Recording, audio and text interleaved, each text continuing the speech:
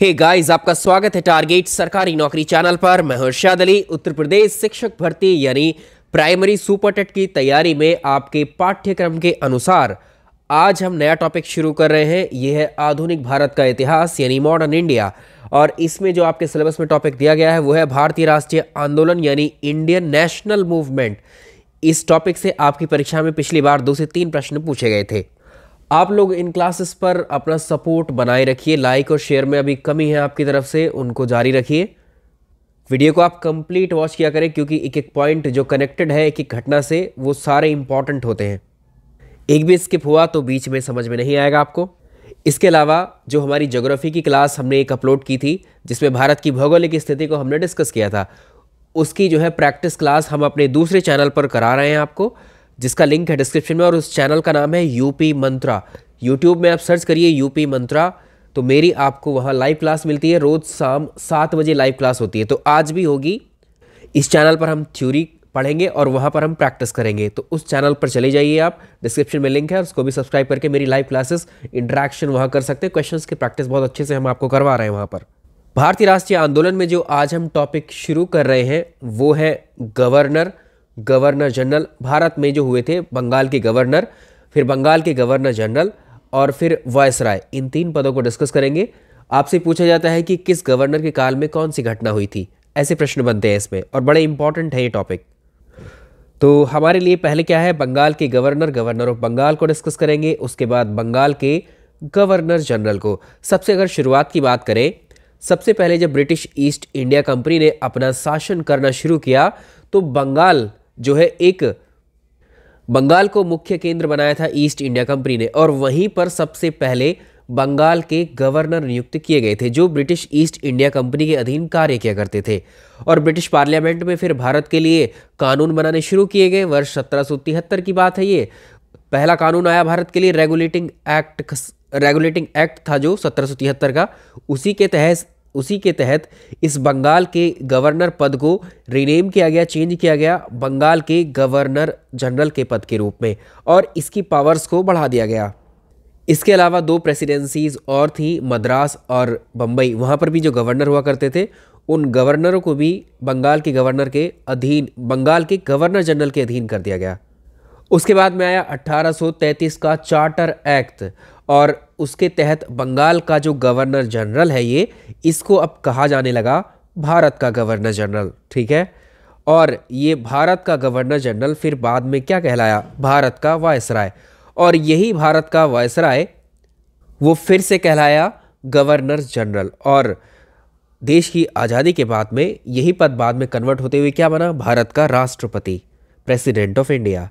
आज जो हम इस टॉपिक में कवर करेंगे वो बंगाल की कौन कौन से गवर्नर हुए, उनके समय में कौन सी घटनाएं घटित हुई। एक सीक्वेंस है, एक क्रम है जो आपको जानना बेहद ज़रूरी है। बहुत इंटरेस्टिंग है, मैं पढ़ाऊंगा आपको तो समझ में आएगा। बोरिंग कुछ भी नहीं है यहाँ पर मेरे पढ़ाए हुए किसी भी विषय में। तो वीडियो को आपने लाइक कर दिया होगा, नहीं किया है तो कर दीजिए इसको, दोस्तों को भी अपने शेयर कीजिए इसको। तो आज का पहला टॉपिक लेते हैं, इसको कंप्लीट करते हैं, बंगाल के गवर्नर। सबसे पहला महत्वपूर्ण प्रश्न जो यहाँ से बनता है वो यही है कि आपसे पूछेगा बंगाल का प्रथम गवर्नर कौन हुआ, who was the first governor of Bengal.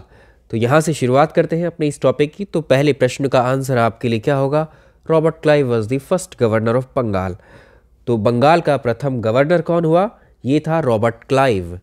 आपसे रॉबर्ट क्लाइव का टाइम पीरियड पूछता है, कार्यकाल पूछता है कि इसने बंगाल के गवर्नर के रूप में कितने वर्ष, कब से कब तक इसका कार्यकाल रहा या शासन रहा इसका गवर्नर के रूप में। तो यहाँ मेंशन कर देते हैं रॉबर्ट क्लाइव का जो कार्यकाल था वो ये 1757 में आता है। ठीक है, 1757 से लेकर 1760 तक ये क्या रहा, बंगाल का गवर्नर रहा। उसके बाद में 60 से लेकर के 65 तक, 1760 से लेकर 65 तक, ये 1760 में ही यहाँ से ब्रिटेन वापस लौट जाता है। और फर्दर फिर दोबारा जो है 1765 में आता है दोबारा से, फिर 2 साल इसका शासन चलता है। अब इसके टाइम पीरियड में जो घटनाएं हुई हैं उनका जिक्र हम करना शुरू करते हैं। शुरुआत की अगर हम बात करें तो ये जो था रॉबर्ट क्लाइव, जब ब्रिटिश ईस्ट इंडिया कंपनी में आया था तो ये 1742 में आया था ब्रिटिश ईस्ट इंडिया कंपनी में, और यहाँ पर इसने क्लर्क के रूप में पद ग्रहण किया था। ईस्ट इंडिया कंपनी में ये क्लर्क के पद पर काम करता था। 1742 ईस्वी में इसने काम करना शुरू किया और अपनी सेवाएं देकर इसने ईस्ट इंडिया कंपनी और उसमें जो अधिकारी थे वहाँ के, उनको बहुत ज़्यादा प्रभावित किया। और इस तरह से एक प्रभावित अपने प्रभाव से ये जो है एक बड़े पद तक पहुँच जाता है और इसी को बना दिया जाता है, इसका प्रभाव इतना हो जाता है, इसी को बना दिया जाता है बंगाल का पहला गवर्नर। ठीक, और इसी को एक संज्ञा और दे दी जाती है जिसे हम जानते हैं कि अगर भारत में ब्रिटिश साम्राज्य के संस्थापक पूछे आपसे तो वो रॉबर्ट क्लाइव है। तो ये दोनों पॉइंट्स आपको याद रखने हैं। इसके अलावा अगर आपसे पूछे भारत में ब्रिटिश साम्राज्य का संस्थापक, father of British empire in India was Robert Clive. ये जितने भी तथ्य हम यहाँ पढ़ रहे हैं वेल कनेक्टेड है और ये प्रश्न है अपने आप में। ठीक है, अब छूटना नहीं चाहिए आपका प्रश्न परीक्षा के अंदर। अब भाई रॉबर्ट क्लाइव का समय जो था 1757 से लेकर 1760 तक था पहले इसका कार्यकाल, फिर 1765 से 1767 था। इस दौरान इसके समय में कुछ कुछ घटनाएं हुई होंगी, कुछ रिफॉर्म्स इसने किए होंगे, ब्रिटिश ईस्ट इंडिया कंपनी के लिए कार्य किए होंगे, वो आपसे परीक्षा में पूछे जाते हैं सीधे। तो हम डिस्कस करेंगे रॉबर्ट क्लाइव के समय में जो घटनाएं घटित हुई थी। सबसे पहली जो घटना इसके समय में हमें देखने को मिलती है वो है प्लासी का युद्ध। आपसे तारीख पूछता है कि प्लासी का युद्ध किस वर्ष हुआ था। आंसर होगा प्लासी का युद्ध 1757 में हुआ था। आपसे पूछा जाएगा प्लासी का युद्ध बंगाल के किस गवर्नर के समय में हुआ था। आंसर होगा रॉबर्ट क्लाइव के। तो ये जहां लिखा है समझिएगा, इसके समय की सारी घटनाएं हैं ये। रॉबर्ट क्लाइव के समय में जो प्लासी का युद्ध हुआ था इसके बारे में समझ लेते हैं, कैसे कैसे हुआ था, किन के बीच में हुआ था। किसी भी युद्ध की जब हम बात करते हैं तो पहले वो पूछा जाता है कि कोई भी युद्ध किन किन के बीच में लड़ा गया, प्रश्न के रूप में मैं आपको बता रहा हूँ। तो इसमें हम आंसर करेंगे प्लासी का युद्ध रॉबर्ट क्लाइव के बीच में हुआ था जो ईस्ट इंडिया कंपनी की तरफ से लड़ रहा था, और दूसरा बंगाल का नवाब था सिराजुद्दौला, इन दोनों के बीच में हुआ था। और आपसे पूछता है कौन पराजित हुआ था इसमें, सिराजुद्दौला इसमें पराजित हुआ था क्लाइव के द्वारा।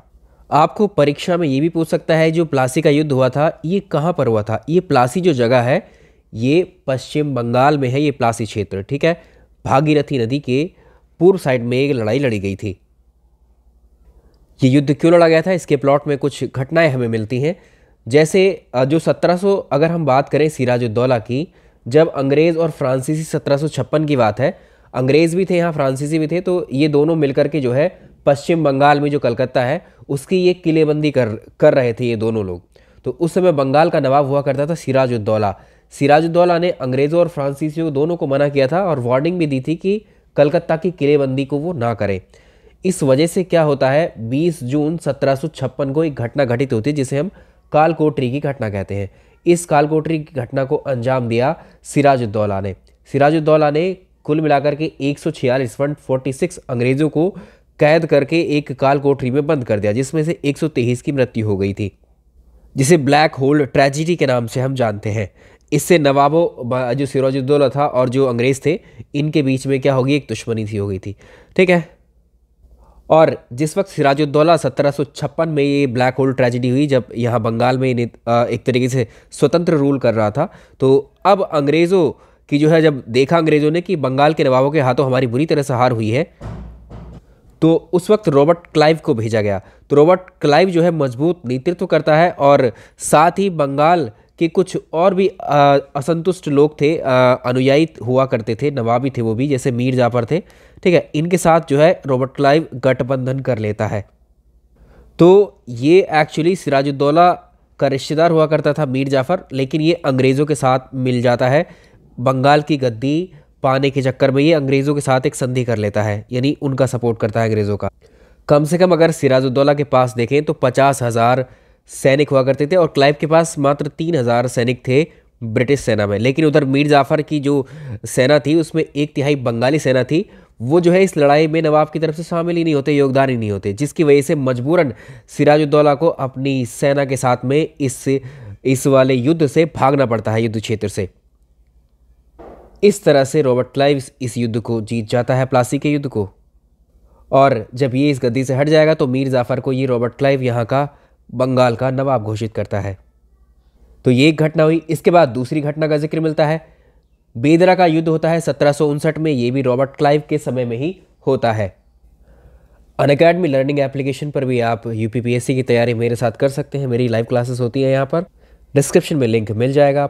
और आपके लिए यूपी पीसीएस की प्रीलिम्स पेपर की इसकी टेस्ट सीरीज़ चल रही है। इस टेस्ट सीरीज़ में आप अटेंड कर सकते हैं। ये फ्री स्कॉलरशिप टेस्ट सीरीज़ है आप सभी के लिए। इसको देकर के आप अनअकैडमी के जो प्लस सब्सक्रिप्शन की क्लासेस हैं पीसीएस की, वो सारी फ्री पा सकते हैं, रैंक 1, रैंक 2, 3 अगर आप लाते हैं तो। और अनअकैडमी के बैच कोर्सेज में मेरी प्लस क्लासेस चल रही हैं। ये जनरल नॉलेज की, जैसे कि आप यहाँ पढ़ते हैं, तो यूपी कांस्टेबल बैच के लिए है। ये बैच 4 जनवरी से स्टार्ट है और ये 7 जनवरी से लेखपाल का बैच चल रहा है ऑलरेडी। ये सभी बैच आप अवेल कर सकते हैं अनअकैडमी के प्लस सब्सक्रिप्शन में डायरेक्टली आकर भी या इस टेस्ट सीरीज़ के थ्रू भी। इसमें आपको मिलते हैं upper PCS, lower RO, UPSI, PAT, लेखपाल, पी और ऑप्शनल कोर्सेज भी इसी में शामिल है आपके बहुत ही मिनिमम प्राइस में। अगर आप पीसीएस की तैयारी कर रहे हैं तो एक वेल स्ट्रक्चर्ड कोर्स यहाँ पर आपको मिलता है। सभी के जितने भी बैच हैं, आप कोई भी सब्सक्रिप्शन यहाँ से लेते हैं तो जितने बैच हमने भी पिछली स्लाइड में डिस्कस किए, ये सारे ही बैच आपको किसी भी सब्सक्रिप्शन में अनलॉक हो जाते हैं। आप लोग तैयारी करना शुरू करिए। अगर आप लॉन्ग टर्म पीसीएस की तैयारी कर रहे हैं तो इन बैचेस को आप ज्वाइन कर सकते हैं बिल्कुल। तो यहाँ पर कोई भी सब्सक्रिप्शन अगर आप लेंगे तो मेरा रेफरल कोड यूज़ करेंगे IALI10। IALI10 यूज़ करेंगे तो आपको इन कोर्सेज़ पर 10% का डिस्काउंट मिल जाएगा। ज़्यादा जानकारी के लिए पीसीएस की अगर आप तैयारी कर रहे हैं तो 9717887881 पर संपर्क कर सकते हैं व्हाट्सएप में। हम बात कर रहे थे किसकी, रॉबर्ट क्लाइव के समय में हुई घटनाओं की। तो इसमें दूसरी घटना है, बेदरा का युद्ध भी 1759 में होता है, जो कि इसके समय में होता है। तो अंग्रेज़ों और डचों के बीच में आपसे पूछेगा कि बेदरा का युद्ध किन किन के बीच में हुआ, तो आंसर होगा अंग्रेज़ और डचों के बीच में। डच इसमें पराजित होते हैं और बेदरा के युद्ध को भी जो है जीत लिया जाता है। क्लाइव के समय में ही हुआ था ये युद्ध भी। 1760 में ये वापस चला जाएगा यहाँ से ब्रिटेन इस युद्ध के बाद में, ठीक है। फिर वापस से लौट करके आएगा ये 1765 में, तो उसकी घटनाएं अब शुरू होंगी यहाँ से। अब रॉबर्ट क्लाइव के समय में हुई थी इलाहाबाद की संधि 1765 में, लेकिन इलाहाबाद की संधि से पहले एक युद्ध और लड़ा गया था जो कि 1764 में लड़ा गया था, बक्सर का युद्ध। बक्सर के युद्ध के बाद जो संधि होती है वो इलाहाबाद की संधि होती है। बक्सर का युद्ध लड़ा जाता है 1764 में, जिसमें ब्रिटिश ईस्ट इंडिया कंपनी की तरफ से हेक्टर मुनरो था नेतृत्वकर्ता, और इधर भारत में जो सेनाएं थी वो बंगाल का नवाब मीर कासिम था और अवध का नवाब था एक सुजाउद्दौला, और एक मुगल सम्राट हुआ करता था आलमगीर द्वितीय, ठीक है, शाह आलम द्वितीय जिसे हम कहते हैं, ठीक। तो इनके बीच में लड़ा गया और ये तीनों सेनाएं भारत की हरा दी गई। इसको हराने के बाद में इलाहाबाद की संधि होती है, क्योंकि 1760 में ये यहाँ नहीं था रॉबर्ट क्लाइव, ठीक है, 1760 में चला गया था। 1764 में वेंसीटार्ट था इसके बाद जो गवर्नर बन गया, तो उसी के समय में हुआ था बक्सर का युद्ध, ठीक है। उसके बाद 1765 में आता, तो ये संधि इसके समय में होती है। तो 1765 की जो संधि हुई, इलाहाबाद की संधि, इसके अंतर्गत जो मुगल सम्राट था उसने जो है बंगाल को जो है अंग्रेज़ों को दे दिया, ठीक। तो रॉबर्ट क्लाइव, इसमें 2 संधियाँ हुई थी, रॉबर्ट क्लाइव और शाह आलम द्वितीय के बीच में, रॉबर्ट क्लाइव और सुजाउद्दौला के बीच में। ये था मुगल बादशाह उस वक्त, इसके द्वारा बंगाल को दे दिया गया, किसको, अंग्रेज़ों को। हम महत्वपूर्ण घटनाओं को डिस्कस कर रहे हैं। इसकी थ्योरी आपको हमने जो नोट्स दिए हैं वो डिटेल थ्योरी भी आपको उस इतिहास में मिल जाती है। यहाँ फिर हमें जिक्र करना ज़रूरी है ताकि आपको ये कनेक्ट हो जाए। रॉबर्ट क्लाइव ने 1765 में एक व्यापारिक समिति का गठन भी किया था, और रॉबर्ट क्लाइव के द्वारा 1765 में बंगाल में सबसे पहले डायरकी यानी बंगाल में द्वैध शासन लगाया गया था। 1765 में बंगाल में द्वैध शासन किसने लगाया था, ये क्लाइव ने लगाया था, जो कि 7 साल तक चला था। ये 1765 में लगाया इसने, 1772 तक द्वैध शासन रहेगा, क्योंकि ये चला जाएगा 1767 में यहाँ से। उसके बाद भी ये द्वैध शासन ये जारी रहेगा बंगाल में, और इसी 7 साल के पीरियड को, बंगाल के द्वैध शासन को, भारत की लूट भी कहा जाता है।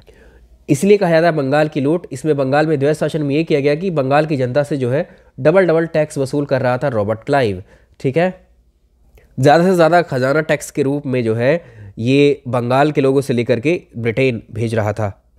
तो बंगाल में सबसे पहले द्वैध शासन लगाने का जो श्रेय है वो किसको जाता है, क्लाइव को। और द्वैध शासन का जो सिद्धांत है, कॉन्सेप्ट, लियोनेल कर्टिस के द्वारा प्रतिपादित किया गया था, ये भी याद रखें। अगली जो घटना है इसके बारे में बात करेंगे। तो एक प्रश्न पूछा जाता है कि इनमें से किस गवर्नर के समय में श्वेत क्रांति हुई थी। रॉबर्ट क्लाइव के समय में 1766 में हुई थी श्वेत क्रांति, ठीक है।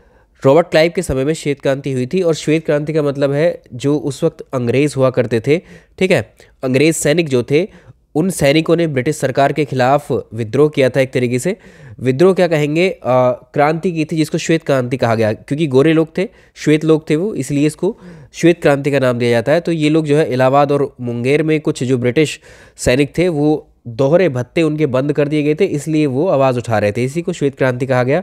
और वो रॉबर्ट क्लाइव के समय में हुआ था। रॉबर्ट क्लाइव का जो कार्यकाल था 1767 में समाप्त होता है, दूसरा वाला, और ये ब्रिटेन वापस चला जाता है। और वहीं पर कुछ दिन बाद जब बंगाल में जो है इस पर बहुत सारे आरोप लगे कि इसने यहाँ पर बंगाल में द्वैध शासन लगाया, अवैध तरीके से धन को, खजाने को लूटा है बंगाल के, तो ब्रिटिश पार्लियामेंट में इसे काफ़ी जो है अपमानित किया गया था, जिसकी वजह से रॉबर्ट क्लाइव जो है आत्महत्या करता है, सुसाइड करता है। आपसे प्रश्न पूछा जाएगा, एकमात्र गवर्नर कौन था जिसने आत्महत्या की? ही वॉज कौन? Robert Clive. अब हम बात करेंगे 1760 में, जब ये पहली बार आया था रॉबर्ट क्लाइव, 1757 से 1760 तक। 1760 में उसके बाद 5 साल तक गैप था, तो उसमें विलियम हॉलवेल था, ये बंगाल का दूसरा गवर्नर, इसको बना करके भेजा गया था 1760 में। 1 साल ही रहा, और इसके समय में जो महत्वपूर्ण घटना हुई हॉलवेल के समय, वो जो ब्लैक होल ट्रेजिडी वाली जो घटना थी, ठीक है, ये उसका एक चश्मदीद भी हुआ करता था, ठीक है। इसी के द्वारा जो है, जो कालकोठरी की घटना थी, ब्लैक होल ट्रेजिडी जिसकी हम बात कर रहे थे, जिसमें 20 जून 1756 को कलकत्ता के फोर्ट विलियम में सिराजुद्दौला ने 146 अंग्रेज़ों को बंदी बनाकर कालकोठरी में जो बंद किया था, उसमें से 123 अंग्रेज़ों की मृत्यु हो गई और 23 ही बचे थे, जिसमें ये भी हॉलवेल भी जिंदा बचा था। इसी ने एक्सप्लेन किया था इस घटना को, और इस घटना का नाम दिया गया ब्लैक होल ट्रेजिडी। तो याद रखिएगा, विलियम हॉलवेल के द्वारा इस घटना का वर्णन किया गया था, ठीक है। यानी ये इसके संबंध में एक घटना पहले 1756 में घटित हो चुकी थी, ठीक है इसको। लेकिन ये कब गवर्नर बना था बंगाल का? ये 1760 में बना था। ज़्यादा दिन नहीं रहा, 1 साल मुश्किल से भी, इसका टाइम पीरियड बहुत ही कम था। इसके बाद आता है वेंसीटाट। वेंसीटाट को 1760 से लेकर 1765 तक बना करके भेजा गया बंगाल का अगला गवर्नर। तो वेंसीटाट के समय में हुआ था सबसे इम्पोर्टेंट बक्सर का युद्ध, जिसको हम अभी बात कर रहे थे। तो बक्सर का युद्ध 1764 में होता है, इसके कार्यकाल में ही होता है। ये भी पूछता है बक्सर का युद्ध के समय बंगाल का गवर्नर कौन था? वेंसीटाट, याद रखेंगे। रॉबर्ट क्लाइव इसका आंसर नहीं होगा, ठीक है। चलिए, क्योंकि रॉबर्ट क्लाइव तो कब आया था? 65 के बाद आया था फिर दोबारा से, ठीक। तो बक्सर के युद्ध में इस वेंसीटाट के समय में अंग्रेजों की जो सेना थी, उसका अंग्रेज सेनापति था हेक्टर मुनरोई नेतृत्व कर रहा था। और भारत की तरफ से 3 सेनाएं थी। शाह आलम द्वितीय मुगल बादशाह था, अवध का नवाब था सुजाउद्दौला, और तीसरी सेना थी मीर कासिम की। ये तीनों सेनाएं लड़ रही थी भारत की तरफ से, लेकिन तीनों सेनाओं को पराजित कर दिया जाता है। किसके द्वारा? हेक्टर मुनरो के द्वारा, ईस्ट इंडिया कंपनी के द्वारा। तो ये सभी क्या होते हैं? ये सभी होते हैं पराजित, एक नहीं, ये सारे पराजित, ठीक है। और इस समय बक्सर का युद्ध जीत लिया जाता है ईस्ट इंडिया कंपनी के थ्रू। तो आपसे पूछ सकता है कि बक्सर का युद्ध किस किस के बीच में लड़ा गया था, किस वर्ष लड़ा गया था, किसके समय में लड़ा गया था। ये सारी घटनाएं, सारे तथ्य आपके सामने हैं। इसके बाद में आया था हैरी वेरेल्स्ट, और इसके समय में ज़्यादा कुछ घटनाएं हुई नहीं है। और इसमें जो द्वैध शासन वो लगा कर गया था रॉबर्ट क्लाइव, वो जारी रहता है, क्योंकि 1772 तक ये जारी था द्वैध शासन। इसके बाद आया था कर्टियर के समय में भारत में अकाल पड़ा था, और द्वैध शासन इसके टाइम पीरियड में भी जारी रहा।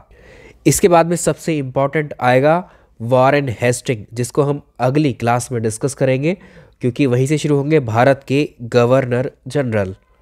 तो आज बंगाल के जो गवर्नर थे वो इस टॉपिक में कंप्लीट हो गए। इनके समय की यही घटनाएं आपको याद रखनी है।